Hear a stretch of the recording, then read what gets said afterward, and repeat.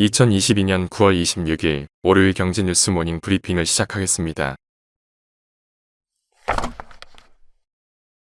글로벌 긴축이 강화하고 경기 침체 우려가 고조되면서 국내 기업들도 자금 조달에 어려움을 겪고 있다. 25일 금융투자협회에 따르면 이달 1에서 23일 회사채 발행액은 2조 8,214억 원으로 집계됐다. 이는 지난해 같은 기간 회사채 발행 규모인 7조 3,546억 원 대비 61.84%의 감소한 수치다. 코로나19 영향으로 회사채 시장이 경색됐던 2020년 같은 기간과 비교해도 절반도 안 되는 수준이다.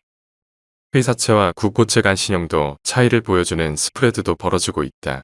국고채와 비교해 회사채의 금리가 높다는 것은 그만큼 위험 부담도 크다는 뜻이다.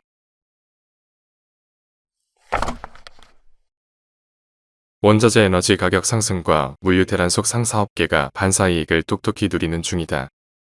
코로나19 사태가 엔데믹 체제로 전환되면서 각국에서 원자재 수요가 급증한 데다 러시아의 우크라이나 침공 사태까지 겹쳐 에너지 가격이 천정부지로 치솟은 결과다.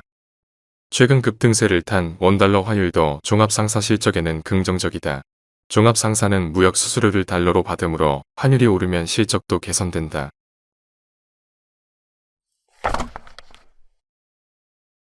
서울 아파트값이 완연한 하락세임에도 한강 조망이 가능한 일정 규모 이상의 단지는 가격이 오히려 상승한 것으로 나타났다.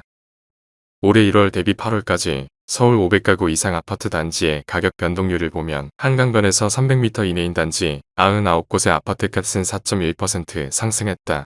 이 기간 한강변에서 500m 이내인 단지 154곳은 3.2%, 한강변 1km 내인 단지 269곳은 2.6% 올라 한강에 가까울수록 가격 상승률이 높은 것으로 나타났다.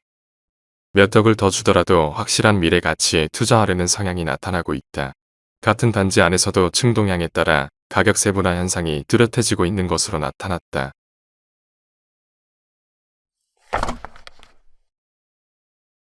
최근 급락세를 보이는 쌀값을 지탱하기 위해 정부가 쌀 45만 톤을 사들인다. 이번 조치는 정부가 쌀을 사서 가격을 유지하는 시장격리 제도가 생긴 이래 최대 규모다. 농식품부에 따르면 산지 쌀값은 20kg당 4725원으로 1년 전보다 24.9%나 하락했다. 관련 통계를 조사한 1977년 이후 최대 낙폭이다. 농식품부는 지난해 수확한 쌀 중 이미 37만 톤을 격리했다. 여기에 약 7,900억 원의 예산이 들어갔는데 45만 톤을 매입하기 위해선 1조 원 가까운 돈이 들 전망이다.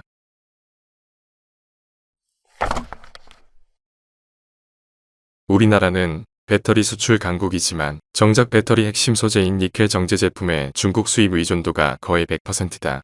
미국이 인플레이션 감축법으로 중국을 공급망에서 배제시키려고 하는 지금 공급망 갈등 등으로 중국에서 수입이 끊기면 요소수 사태처럼 큰 타격을 입을 수 있다. 이런 사태를 막기 위해 정부는 니켈을 비축 대상 물자로 지정해 하루 평균 사용량의 60일치를 저장하도록 정해놨지만 현재 비축 중인 니켈 양이 목표치의 70.8% 밖에 안 되는 것으로 나타났다. 국제시장에서 니켈 가격이 한 주에만 10.4% 폭등했기 때문이다.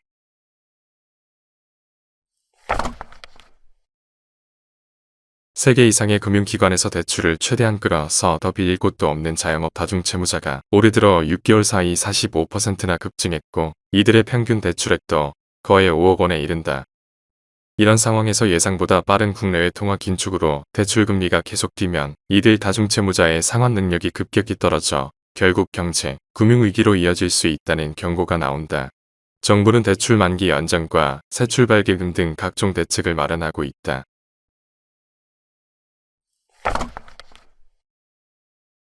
코로나 이후 MZ세대들이 적극적으로 골프를 즐기면서 특히 골프 의류 시장은 급속도로 성장했다. 올해 6조 3천억 원을 이르는 골프 의류 시장은 골프의 본고장인 미국보다 4배 이상 큰 규모로 세계 1위다. 무려 150개가 넘는 브랜드가 경쟁하고 있다. 이번 가을 골프 의류 신제품의 공통점은 필드에서 뿐만 아니라 일상생활에서도 소화할 수 있게 했다는 점이다.